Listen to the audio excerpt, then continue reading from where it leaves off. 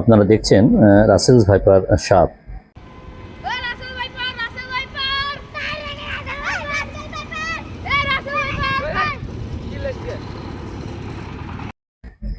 অনেক দিনের একটা ইচ্ছা ছিল যে চলতি পথে অনেক ধরনের সাপই দেখি, যদি একটা রাসেলস ভাইপার সাপের দেখা মিলত। আর সৌভাগ্যক্রমে আজ সেটা হয়ে গেল। হেমবিরাঙ্গি খেয়াঘাট থেকে সর্বপ্রথম বাজারে ফেরার পথে এই সাপটি দেখতে পাই। আমরা যখন বাজারের দিকে ফিরছিলাম তখন নদী পাড়ে কিছু ছেলে মেয়েরা এই সাপটি নদী সাঁতরিয়ে ডাঙায় আসতে দেখে। পরবর্তীতে তারা আমাদের দৃষ্টি আকর্ষণ করলে নিচে গিয়ে দেখি যে এটা আসলে রাসেল ভাইপার সাপের একটি বাচ্চা। এর বয়সও একেবারে কম নয়।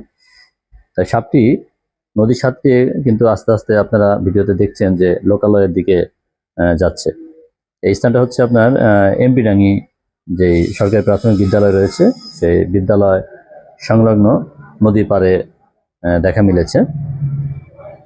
2016 সাল থেকেই চরভদ্রসনে রাসেল ভাইপার সাপের বেশ আনাগোনা। পরবর্তীতে এই সাপের উপদ্রব বিভিন্ন সময়ে বৃদ্ধি পেয়েছে। বর্ষা মৌসুমে বিশেষ করে রাসেল ভাইপার সাপটি চরাঞ্চল থেকে লোকালয়ে চলে আসার ঘটনাও ঘটেছে। নদী তীরবর্তী আশেপাশের যেসব বাড়িঘর রয়েছে বা চরভদ্রসন উপজেলা সদরের আশেপাশেও অনেক বাড়িতে রাসেল ভাইপার সাপের দেখা মিলেছে।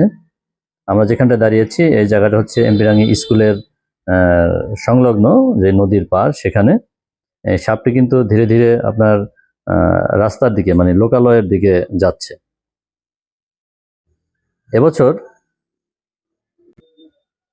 বেশ কয়েকজনকে চরাঞ্চলে রাসেল ভাইপার সাপে কামড়িয়েছে।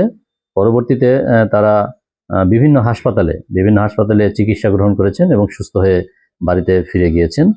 এই আমরা যে ভিডিওটি বানাচ্ছি বা ভিডিওটি করছি, এটা আসলে মানুষকে সচেতন করার লক্ষ্যে বা সচেতনতার উদ্দেশ্যেই। কারণ আমাদের গ্রামাঞ্চলের মানুষ সাধারণত সাপে কামড়ালে ওঝা দিয়ে ঝাড়ফুঁক করে এবং দেরি করে হাসপাতালে আসার কারণে ঘটে নানা ধরনের দুর্ঘটনা। সকলের প্রতি আহ্বান থাকবে যে রাসেল ভাইপার সাপ হোক বা যে কোনো বিষধর সাপ হোক, যদি কাউকে কামড় দেয় তাহলে ওঝা দিয়ে ঝাড়ফুঁক না করে আপনারা সরাসরি হাসপাতালে ডাক্তারের শরণাপন্ন হবেন, চিকিৎসা গ্রহণ করবেন এবং সুস্থ হয়ে বাড়িতে ফিরবেন। সেই প্রত্যাশা রইল। ভালো থাকবেন। আবার দেখা হবে। আল্লাহ হাফেজ।